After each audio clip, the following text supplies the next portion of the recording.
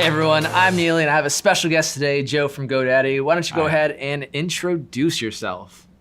Hi, how's it going? I've been working in GoDaddy's aftermarket for more than 10 years, having a lot of fun helping people buy and sell domains. Right on, and we're talking about how to buy and sell expired domain names today. Right. So let's just jump right into it. So first question, how does a domain name get to that expired status? Well, you stop paying for it. That's the easy answer, right? Once you buy a domain name, you're actually just able to get it for a certain number of years. Depends on the name. Most about 10 years is the most you can do it for. So when that time comes up that you've paid for, at the end of that, you get a chance to renew it. And if you don't renew it, then it's going to expire. Okay, so I can't just buy a domain name indefinitely. I have to essentially keep renewing my lease? Yeah, that's a great example. It is kind of like a lease. You have to keep paying for it. If you don't, then you're going to lose the rights to the name. All right, if I'm watching a domain name I wanted to buy and I see it's about to expire, do I get it right then and there, or what does that process really look like? It depends on what the TLD is. So if it's a COM or if it's a COUK or an EU, it might have different time frames. But by and large, it's about 30 days that you have as a grace period for most domain names when they expire for you to be able to renew it. So you forgot, your credit card expired, whatever the case may be, you still have a grace period.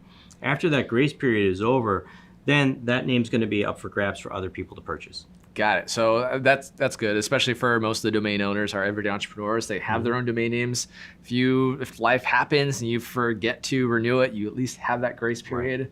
But don't go any further, because after that, then it's open to the public for anyone to buy. Yeah, pretty much. What's going to happen after that grace period is over, in almost all cases, is that name's going to wind up at an auction somewhere, be it at GoDaddy auctions or other third-party companies like NameJet. When those names expire, the registrars will send them to another auction site, and then they're up for grabs for people to buy. Talk us through a little bit about once that domain hits that auction, what the process looks like. Like if I saw a domain name I wanted, how can I go about actually acquiring it? Well, the best thing to do is to get to that auction house. So you can try and find out which name goes to which auction house. The two big ones that you want to look at are GoDaddy auctions and NameJet. Those are pretty much where most of the names are going to wind up. And that's going to give you the first chance in line to get that name. So when a name expires, there's going to be other people that are interested in that name, especially if it has value. So if it has value to you, there's a good chance it has value to somebody else. You want to be first in line. The place to do that is the auction houses.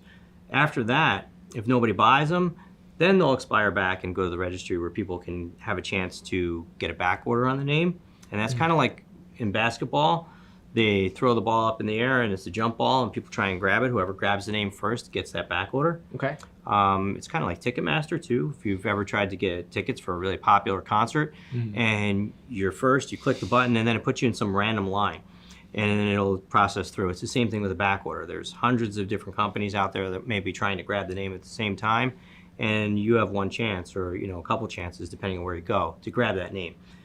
That's the backorder process, which comes after the expired name auction. So you want to be in front of that. You want to be at the auctions if you really want the name, so it doesn't wind up there, and you have a much better chance. If you win the auction, you wind up with the name. Now with the domain auctions, I mean, if I were to go buy a normal domain, it's anywhere from like $10 to $20 typically. Is that about the price range for those auctions, or what's a typical price I can expect to kind of pay? Sure. GoDaddy starts its auctions at anywhere from $10 to $12 for the expired names.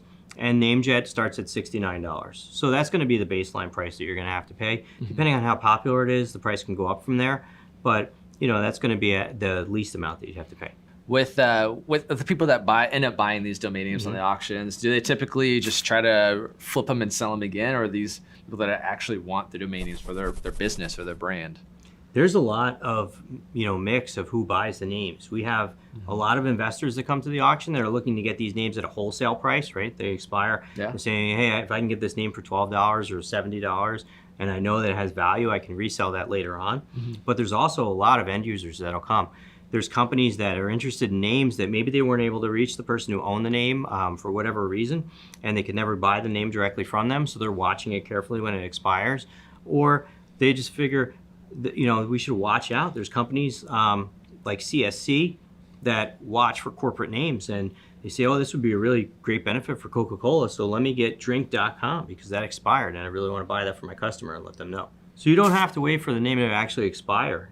One way to do that is to use a back order. We have a back order, and one thing that does, besides just try and catch the name after it goes through the auction, is it includes a monitor, and it'll tell you when there's changes on the Whois, which is a public database, kind of like a white pages for your phone number, and that tells not only who owns the name, but when it's going to expire.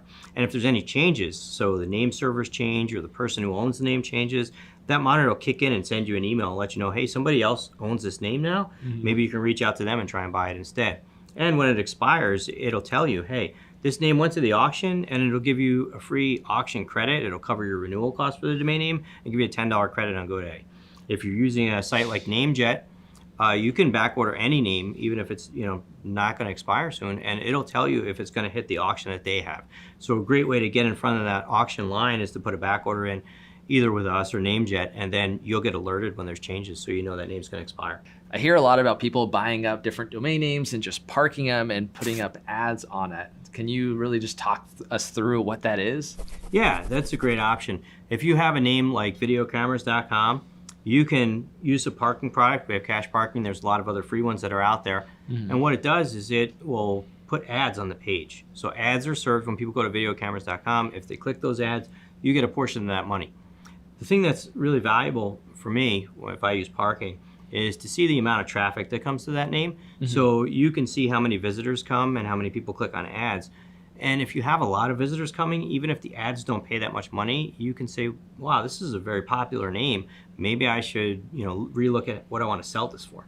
Now that makes sense. If it's getting a ton of traffic, it just makes it more valuable to someone that's wanting to buy it. Right. If I'm selling video cameras as, a store, and I own videocameras.com and I know there's a lot of traffic coming, then I can say, wow, these are all potential customers for me. Yep. So it's going to make that more valuable.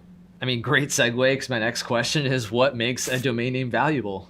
Well, there's a couple things high level that are good to keep in mind. The shorter the name, usually the more valuable it is, because it's more memorable. It passes what we call the radio test, where if I say it to somebody, it's easily spelled. So there's not a lot of different various spellings. So like color might be spelled one way in America and another way in Great Britain. So if it's got a short, easy to spell, memorable name, that's going to add value. Usually the older the name is, the more valuable it is, because other people have seen value in that name for a long time and it's been registered over time. And also, if there's not a lot of confusion, like we talked about with the different spellings, if you add a hyphen in a name, there's numbers in a name, you don't know if that's a spelled out number or the actual number. So less, things that can confuse people, the more valuable it'll be. I'm sure many of the people watching are really interested in possibly buying and selling domain names. So what advice do you have for them of really how to get started and get their feet wet with this? If you're just starting out, the number one thing you can do is take it slow, right? Watch videos like this, try and learn as much as you can, buy a couple domain names and try and sell them. See what the process is like. Start calling people that, think that might be interested in buying this name and see what their feedback is. The other thing that is really valuable is to stick with the niche that you know. So if you have a skateboard business and you're buying and selling skateboards all the time, you can go and look at domain names that are related to skateboards and figure out, with pretty good accuracy, what that would do for your business. Yeah. What kind of customers would it bring in? What kind of profit would it potentially bring to you? And why would it be valuable for you to either own or keep out of the hands of your competitor? And from there, you can gauge a good idea of what the actual value is. So stick with something you really know. Start with those names first. Try and sell them and see what the feedback is like when you list them for sale. And once you get a good feel for how that works, then you can slowly expand to other markets. I know domain investing can almost become addictive, right? I think it's funny because it's a great way to put it. It can definitely get addictive, especially after you make a sale and you run out and you think, oh, I'm going to get a bunch more and sell them. Yeah. But you have to be very careful, especially when you start out, to start out slow, to really understand what names you can actually sell. You don't want to just rush out and spend a lot of money on names that you might not ever make the money back on. You don't want to lose all your money. Yeah, because I know renewals can get costly, right? The more and more you add, those $10, $15 adds up when you have 10, 20, 30, 40, 50. Right. And then you haven't sold any, it gets tough. Yeah, and that's another reason why I said that you should start slow. The carrying costs of a big domain portfolio can get pricey. Even if it's only $10, $11 a domain name, if you've got 1,000 domain names, that can add up. And if you invest slowly and you have, $5,000, $10,000 to invest. If you buy 2 or 3 names that are really good names that you know that would add value to your company, then next year, if you're still sitting on those names and they didn't sell, it's $30 to renew instead of $10,000, $11,000 to renew. Well, thanks so much, Joe, for being on the show. Thanks for having me. Yeah, and if you've got some value out of this video, make sure you smash that like button. Add a comment below if you've ever bought an expired domain, and since you're there, subscribe to this channel and ring that bell to get these episodes first. This is The Journey. I'll see you next time.